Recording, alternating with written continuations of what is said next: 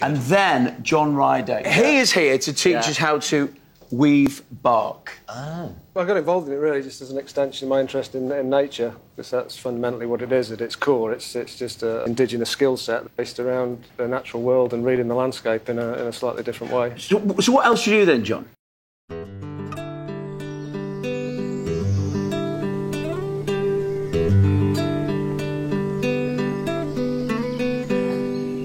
I'm a natural history specialist with a particular emphasis in wildlife and wildlife tracking.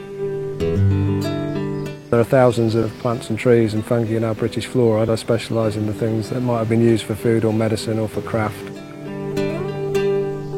form a circle around the fire, and I believe bushcraft is a natural science. I like being a practical naturalist, so instead of going through ticking things off, you're actually learning them a little bit more intimately. Sort of simple footprints really. So what I'm going to do is a little bit here, just sign, because you can make your own discoveries with nature all the time.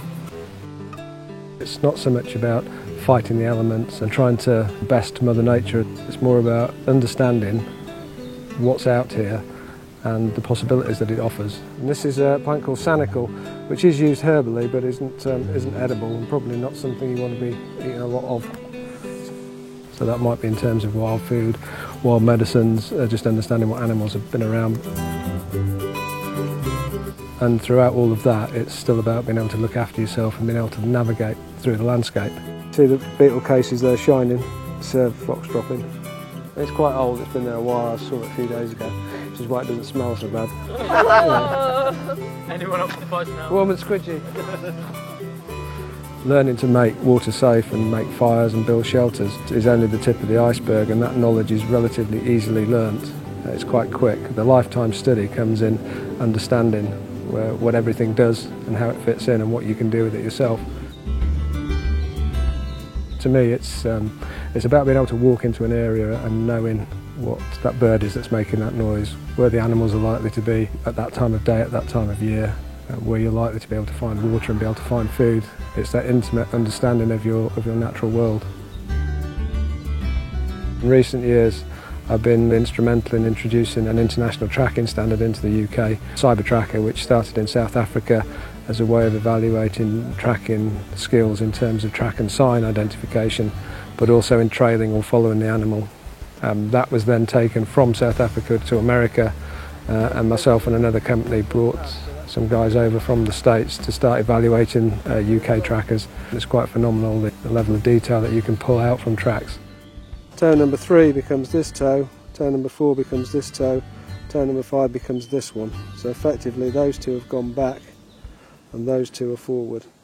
So instead of going out and trying to physically find them and radio tag them, it was a question of people being able to go into areas long after the animals have left, but being able to recognise their track and sign so they'd know exactly what was there, and to some extent, estimate their numbers and their population densities.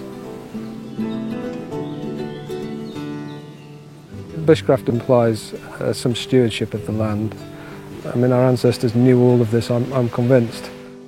Instead of acquiring skills, people do buy kit thinking that will substitute the skills. The hard stuff to learn gets left out. It takes quite a lot of dedication to get your head around all of that. I'm constantly learning through experimentation and through researching, especially with plants and trees.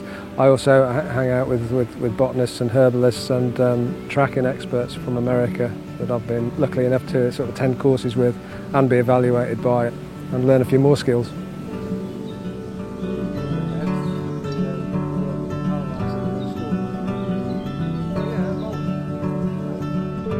Instead of just going in there as somebody that's watching it, ticking things off, or going in there to exploit it, you're hopefully going in there to participate, which is how it feels when you walk into the woods and you start to understand it, which is what is really exciting about it, I think.